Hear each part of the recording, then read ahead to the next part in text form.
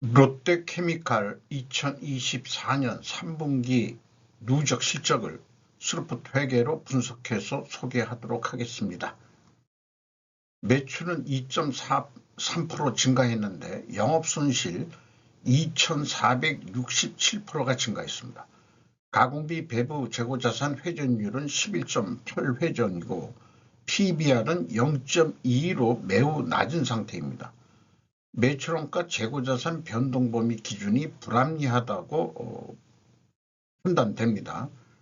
그리고 EAT 현금 수익률은 0.6%라고 현금 수익률을 한번 새롭게 소개를 하도록 하겠습니다. 롯데케미칼에 관한 뉴스로 여수 2공장, 파키스탄 공장도 가동 중단, 매각 수순 전망, 임소영 기자가 KBS에서 보도한 내용입니다. 우리나라 석유 화학산업 전반의 위기에 그룹 재무 위기까지 겹친 롯데케미칼이 여수 산단 내 이 공장 가동을 중단하고 사업에서 전멸 천수할 것으로 알려진 가운데 앞서 파키스탄 공장 LCPL도 지난달 가동을 중단한 것으로 알려졌다. 파키스탄에 있는 공장은 2009년 네덜란드 페인트 업체인 악조 노벨로부터 약 147억 원에 인수해 현재 지분 75.01%를 보유하고 있다고 소개를 하고 있습니다. 롯데케미칼 여수 공장은 1, 2, 3공장으로 나누어져 있는데 이 공장은 차량용 냉각제 주원료인 EG와 아크릴 유리 소재인 MMA를 생산해 연간 4조 원의 매출을 올렸었다. 국가 경제의 한 축을 맡고 있는 여수 산단은 글로벌 경기 침체로 수요가 위축되고 매출이 크게 줄면서 산단 내 대부분 기업들이 적자를 낸 것으로 알려졌다. 우리나라 석유화학이 사실상 근본 원인은 중국산의 덤핑 공세로 저는 이해를 하고 있습니다.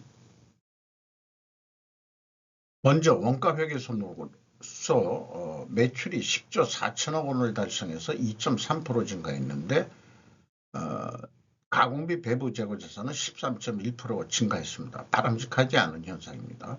매출원가가 더 높게 5.3% 증가해서 매출 총이익률 2.8% 떨어졌고 판매관리비는 7.8% 증가해서 영업손실 3,528억 원이 나서 전년 영업손실보다 무려 1,362.4% 영업손실이 증가했습니다. 영업이익률은 마이너스 3.4%로 3.2%가 더 떨어졌습니다. 원가 생산성도 전년의 1 수준이었는데 0.97로 떨어졌습니다. 스루프트 회계로 분석한 결과는 매출에 비례하는 매출 재료비는 8조 8,513억 원으로서 5.5%가 증가했습니다. 매출 증가율보다 3.3% 더 증가했기 때문에 원재료 및 상품 매입 가격이 상승했다고 1차 추론을 해볼 수 있겠습니다. 금액상 스루프트도 13.1% 줄어들었고 스루프트율도 2.6% 하락을 했습니다. 운영경비가 6.5% 증가됐습니다. 그 결과 TOE 생산성은 0.81로서 전년도 0.99에서 0.18포인트가 하락했고 영업손실은 3,661억 원으로서 2,467% 영업손실이 증가했습니다. 원가회계 영업손실보다 133억 원이 더 손실이 났습니다. 이것은 가공비 배부 재고자산이 증가했기 때문입니다. 재고자산 내역을 보면 WCAI가 1,043억 원이 증가했습니다. 이것이 스루프트 영업이익이 적게 나오는 원인이 되겠습니다.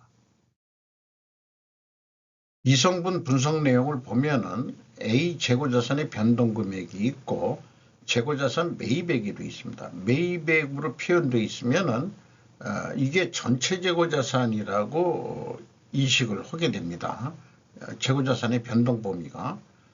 AB를 더한 매출원가 재료비는 8조 8천억 원대로서 5.2%가 증가했고 운영경비는 6.5%가 증가했습니다. 이 운영경비 1조 9,200억 원대에서 판매관리비 612억 원을 뺀 1조 3천억 원대가 공장 가공비가 되겠는데 13%로 소수점 한 자리로 0.2% 하락했고 재료 비율은 0.2% 상승했습니다. 여기서도 우리는 원재료 및 상품 매입 가격이 상승했다고 2차 추론을 해볼 수 있겠습니다. 재고자산 변동 금액의 비교에서 갭이 있습니다. 이 갭을 추적이 가능했는데 원재료의 증감액을 가감하면 일치를 합니다. 이것은 WCAI에다가 원재료만 추가된 범위입니다. 그러니까 저장품하고 미착품은 뺐다는 얘기인데요. 비정상 기준들입니다. WCAI 외에는 모두 비정상이라고 봐야 될 것입니다. 한 가지 원칙을 계속적으로 적용하면 결국 전년도에 반영된 게 올해 또 와서 수정이 되고 반영이 되니까 이상은 없는 거 아니냐 이렇게 얘기할 수 있겠습니다만 당해년도의 이익은 왜곡이 된다고 할 수 있겠습니다. 원재료 증감액만큼 총 제조 비용이 왜곡되게 산출이 되기 때문입니다. PQ 총 제조 비용도 그 원재료 증감액만큼 차이가 있고 PQ 생산 재료비도 그 원재료 증감액만큼 차이가 있습니다. 현금흐름표 기준으로는 일치를 합니다. 현금으로 읽으면은 현금이 247억 원이 나갔으면 재고가 247억 원이 증가해야 되는데 53억 원의 현금이 어디로 흘러 없어졌다. 그게 뭐냐? 재고자산 평가 손실이다. 이런 얘기가 되겠습니다. 전년도에는 무려 2천억 원이나 그 평가 손실을 더 잡았습니다. 평가 손실을 잡으면 재고액이 감소한다는 얘기거든요. 재고의 감소는 매출 이익의 증가로 나타납니다. 매출 원가가 증가해가지고 매출 원가가 증가해가지고 매출 이익이 내려가게 되어 있습니다. 이런 그 재고 증감에 따라서 원가 회계는 조정이 가능하다. 이런 게 이제 항상 문제점으로 떠오릅니다. 운영경비로서 인건비가 2,993억 원이 집행이 됐고 13.9% 증가했습니다. 직원 수는 198명이 줄어들었는데 인당 평균은 8,290만 원으로 18.6%나 증가했어요. 인원이 줄었는데 평균 임금은 늘었다. 이렇다면은 고임금 임금자들이 좀 그 장기 근속자, 장시 경력자들은 살아남고 이 저경력자들이 많이 잘린 거로 그렇게 이제 해석이 되네요. 나머지들은 좀 참고해 주시고요. 경영평가 지표로서 재고 회전율이 떨어졌고요. 스루펀율도 떨어졌습니다. 동일 방향으로 떨어졌으면 투명계의 가정을 세웁니다. 이자부채 레버리지율이 76.2%로 4.7% 상승했습니다. 50%가 넘으면 경영권 방어선이 무너집니다. 채권은행으로부터 경영권 장악을 당하고 있을 것이며 채권단은 채권 회수를 위해 대출 채권을 회수하기 위해 매각 진행을 할 확률이 높다. 이렇게 보여집니다. 재고자산의 변동 범위를 왜 WCAI로 해야 되느냐 이거에 대한 논리표를 좀 소개하는 거고요. 그리고 WCAI로 그 매출원가를 계산 안 하는 기업들은 제조원가 회계를 잘못 배운 기업들이라고 좀 폄하하고자 합니다. 그 내용들을 제가 좀 정리해 놓은 겁니다. 그래서 그 경영평가지표가 두 가지 평가지표가 하락을 했는데 투명하게 가정을 세울 수 있습니다. 이것도 입증을 하려고 그러면 원재료 가격이 상승해야 되고 판매 가격은 인하가 되게 됩니다. 1, 2차 추론에서 그 인하가 다 됐다고 추론이 됐죠.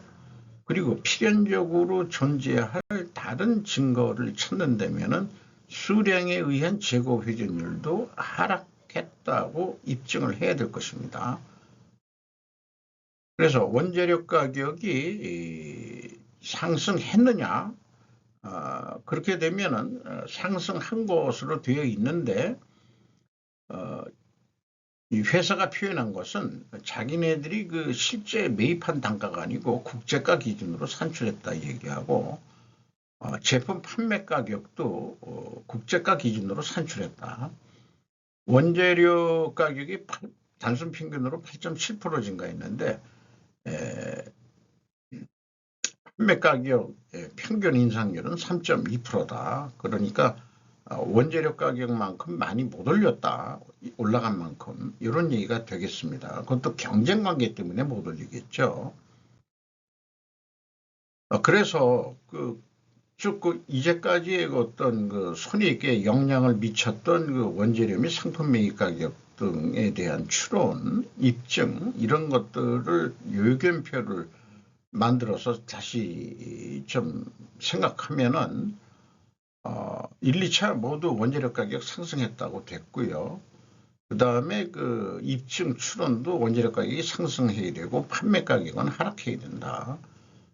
입증 결과도 원재료 가격은 상승했고 판매 가격도 상승했다라고 투명하게 가정은 입증이 된다고 볼 수 있겠습니다. 요 외에 판매 가격은 상승했어요. 아까 판매 가격은 하락해야 된다는데 그러면은 이게 왜 입증이 되느냐?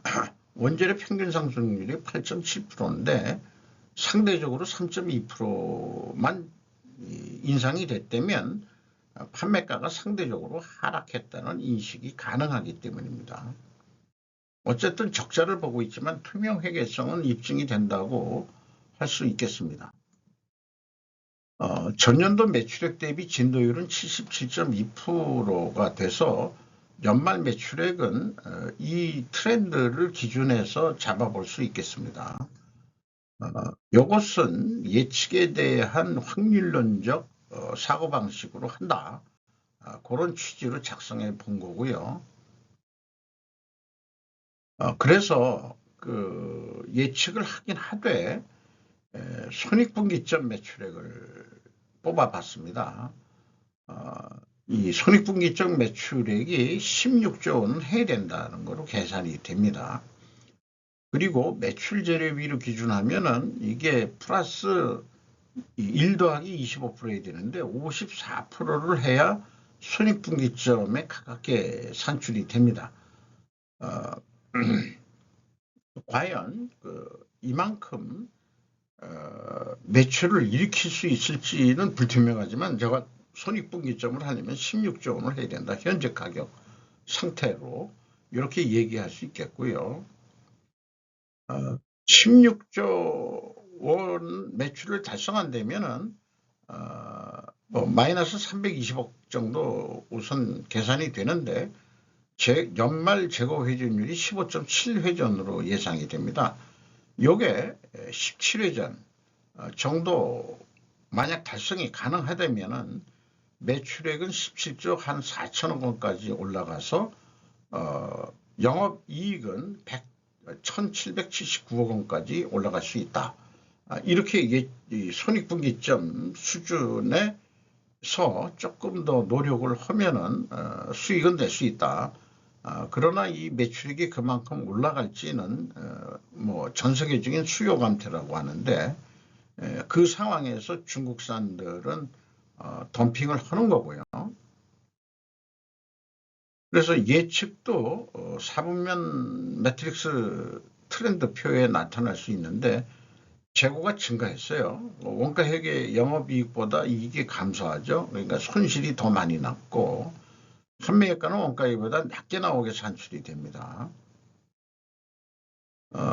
그래서 오늘 추가로 소개하는 것은 세후 현금 순이익인데 영업 부문 이하로 우리가 영업외 부문이라는 게 손익계산서를 보면은 기타 손익이 있고 그 금융 손익이 있고 또 어떤 경우는 종속기업을 나눠서 좀 표기하는 기업도 있습니다. 분석을 위해서 이렇게 그 노멀하게 표를 만들어 봤습니다. 법인세 차감정 순이익은 4,341억 원 적자인데 세후 현금 세후 총 포괄 손익은 적자 2,233억 원이 되겠어요. 원가 회계 세후 당기 순이익은 현금 유출이 없는 비용과 현금 유입이 없는 수익이 포함된 결과치다. 정말 원하는 것은 현금으로 세후 얼마나 벌었느냐일 것이다. EAT로 분석하면 영업손실이 아니라 현금으로는 이익입니다. 그래서 그 아트만 알고리즘으로 그 분석을 해보면은 EAT 세후 현금 순이익은 3,377억 원이 되겠어요. 투하자본에 대한 현금 수익률은 0.6% 매우 낮은 편이긴 합니다. 그리고 전년도보다 한 반으로 딱 반이 그 하락을 했습니다. 그러나 현금 수익률로 보면은 현금을 완전히 잃은 게 아니다. 0.6% 그래도 현금 이익은 봤다. 이게 현금으로 보는 관점에서는 이렇다 이거죠. 그래서 우리가 현금이 유출이 없는 비용이라고 원가 회계에서 비용을 인정하는 것이 아주 대표적인 게 감가상각비죠. 유형자산과 무형자산 감가상각비. 그게 실제 비용은 안 나가는데 비용 인식을 하니까 비용 현금으로 안 나간 거는 제거하고 또 현금으로 유입이 없는 수익도 제거하면은 실질적으로는 3,377억 원 세후 현금 순이익이다. 이렇게 말씀드릴 수 있겠습니다. 주가는 64,500원으로 2023년 말보다 무려 88,700원 현재 가격 이상 더블로 내려갔어요. PBR은 0.22 상태니까 매우 저평가되고 있다. 경영성과도 지금 안 좋고 5% 이상 주주는 롯데지주가 25.31%, 롯데물산이 20%, 롯데홀딩스가 9.19%, 일본 기업이죠. 연금공단이 6.18%, 외국인이 24.43%를 가지고 있습니다. 이상 마치도록 하겠습니다. 구독, 좋아요 부탁드리겠습니다.